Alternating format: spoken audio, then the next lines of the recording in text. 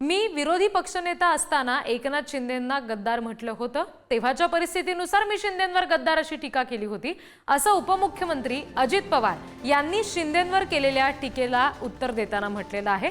कारण कुणाल कामरानं जे गाणं गायलं ज्याच्यावरून इतका सगळा वादंग निर्माण झाला, त्यावरून नंतर एक्सपोज करून कामराने अजित पवार जे शिंदेंबद्दल बोलले तेच मी बोललो असं म्हटलेलं होतं आणि त्या संदर्भात अजित पवारांनी हे स्पष्टीकरण दिलंय। दादांचा हा जुना व्हिडिओ आहे ज्याच्यामध्ये त्यांनी शिंदेंवर टीका केलेली, गद्दार असा उल्लेख केलेला आणि त्याबाबतचं स्पष्टीकरण अजितदादांना आता पुन्हा एकदा द्यावं लागलंय।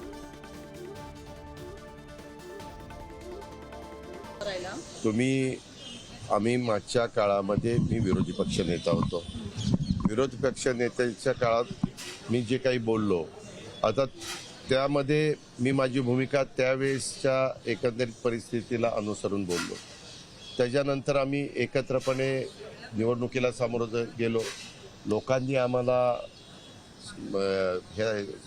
त्यांचा सपोर्ट दिला, आम्हाला मताधिक्य मोठ्या प्रमाणावर मिळवून दिलं आणि त्याच्यामुळे हे अशा जर मागच्या गोष्टी कुणी काय बोललो, त्यावेळेस ती व्यक्ती कुठल्या पक्षात आहे आणि काय आहे त्याच्यावर वेगवेगळ्या प्रकारची वक्तव्य त्या ठिकाणी केली जातात।